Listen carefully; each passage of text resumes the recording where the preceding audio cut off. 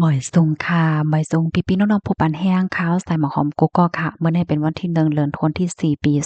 2025ในตอนรายการเฮาค่ะตอนในดิวันเอาพี่ๆน้องๆเฮาค่ะมารับถอมด้วยข่าวงาวเกี่ยวกับไปลองฟิล์มฟ้าราศีว่าจังหนังไหนค่ะอันนี้ก็อยู่ที่ห้องการฝ่ายฟิล์มฟ้าราศีเลยออกมาเปิ้นผ่าปันฟังว่าในวันที่1แต่ว่าถึงวันที่4เดือนธันวาคมที่4ปี2025ในเดจังมีฝนตกลมแรงนะคะเอาให้อ่อนกันฟังว่าจังหนังไหนค่ะ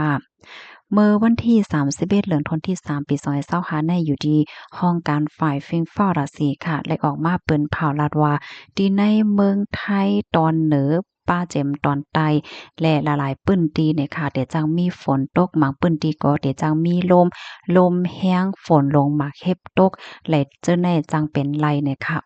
ที่ในเมืองไทยตอนเหนือบางทีเนี่ยก็มันร้อนไหม้ค่ะเนาะเลยเสนั่นก็มีป้าหมอกกว้านๆว่าสังว่าเจิดได้มีฝนหังให้ในนั้นค่ะนะเนาะเฮ็ดในเฮ็ดแลเนี่ยก็มีตื้อตั้งฝนเตจังตกไหลเนี่ยค่ะเนาะตกปานกลางห้าตกนำไหลจังไหนค่ะก็นั้นแหละให้ไหลไว้ฟังสติกันเนี่ยค่ะเหมือนจังหนังเมืองไทยตอนเหนือเนี่ยซ้ำในที่มีเกียงใหม่แม่ฮ่องสอนลำพูนค่ะในก็ฟังสติกันนำๆค่ะเนาะลมเตจังแห้งฝนเตจังตกหมากเห็บเนี่ยก็เตจังตกไหลเหมือนกันนะคะ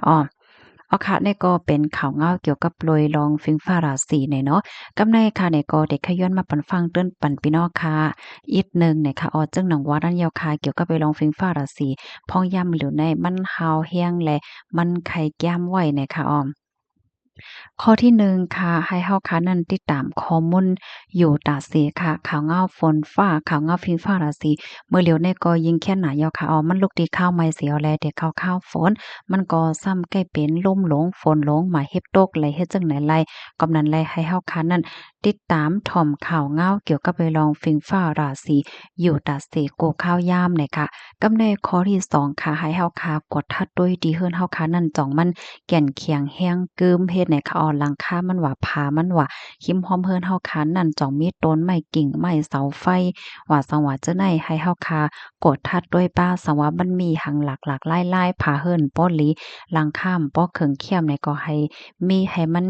แก่นแข็งแรงกึมเสกำเนี่ยค่ะกำในที่3เนี่ยค่ะคัดใจอย่าไปอยู่จำต้นไม้สันเจิ้นหนังว่าจอมหิมเฮิรนพี่น้องค่ะแลสังปื้นตีๆพี่น้องค่ะอยู่เซานั่น มีไว้ต้นไม้ใหญ่ค่ะเนาะโพดเลยว่ามันได้กลล่มปังเมื่อไรไหนนั่นก็อันไร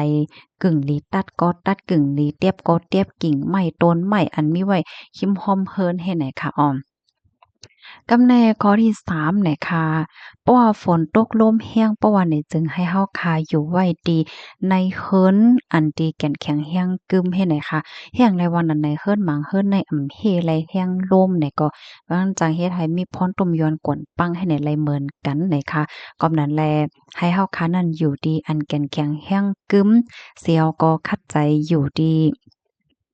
อันมันลอดเพค่ะอย่าไปกว่าอยู่จำพักตูโพแล้งพักตูเข้าพักตูออกจังได๋อย่าไปกว่างอกด้วยฟ้าแสนฟ้าร้องเฮ็ดไหนนะอย่าไปกว่าตื้อค่ะอย่าไปกว่าตื้อพาอิงพาเลยจังได๋ให้เฮาค่ะอยู่ไว้ในกลางเฮิรนอำนั้นก็กลางห้องให้ไหนเนาะบ่เป็นไรในปิกพักตูโฮแล้งปิกพักตูโกเมียวๆค่ะพ้องฝนลงๆมานั่นเฮ็ดให้ค่ะลองได้คักให้ปันฟังพี่น้องค่ะนำให้หยังเนี่ยมันยามมีข่าวง้าวอยู่ค่ะมีก้นๆหนึ่งใน ฝนลงลมมาเหี่ยวก็ฟ้าแม่ฟ้าห้องเนี่ยเขาก็ไข้หันเนาะเขาก็กระจุกเฮ็ดด้วยฟ้าแม่ฟ้าห้องให้แหนก็ย่าฟ้าผ่าใส่ให้แหนค่ะกำในมาแทงข้อที่5ค่ะบ่พ้องที่เฮาขาดที่ออกตั้งนั้นก็ให้เฮาขาทัดด้วยป้ายเกี่ยวกับไปลองเพลงฟ้าราศี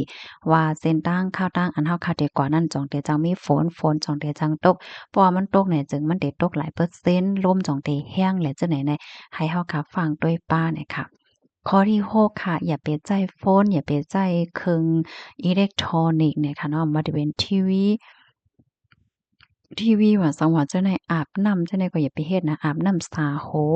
แล้วจั่งใดค่ะเพราะว่าเฮาคาเปิดน้ำเปิดไฟใน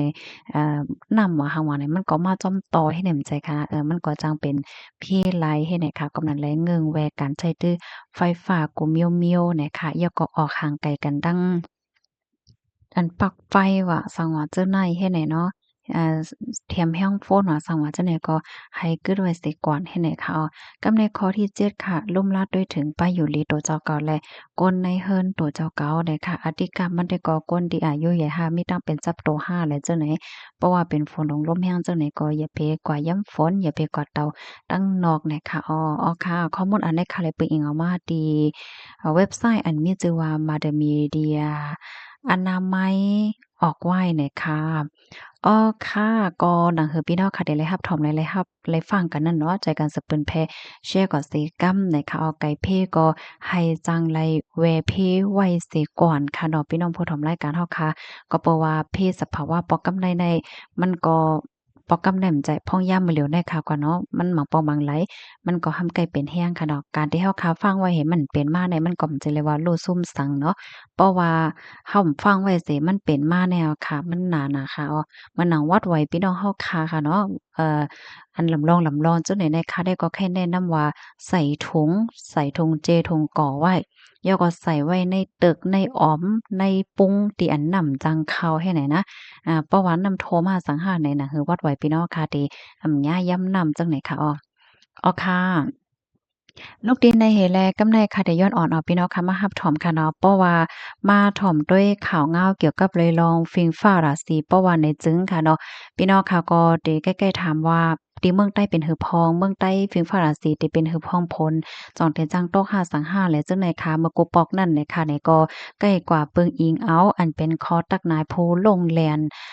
ฝ่ายฟิงฟ้าราศีอันมีชื่อว่าสุๆสั่นในนั่นตักนายไว้แหวก็ใกล้ๆเอามา เปิ้นผ่าเปิ้นแพ่ปันพี่น้องเฮาค่ะเฮ็ดจังได๋เอาก้อยกะว่าในวันมื้อนั้นได้ก็มีข่าวเหงาหมองใจค่ะเนาะใครมาป่องแลงนี่ปันพี่น้องเฮาค่ะนี่ค่ะเนาะจื้อเต้เปิ้นในห้องว่าโอทุนละอองไหนแล้วก็จื้อสุๆสันเนาะอันเป็นฝ่ายฟิล์มฟ้าราศีนั่นน่ะเนาะอายุอาซา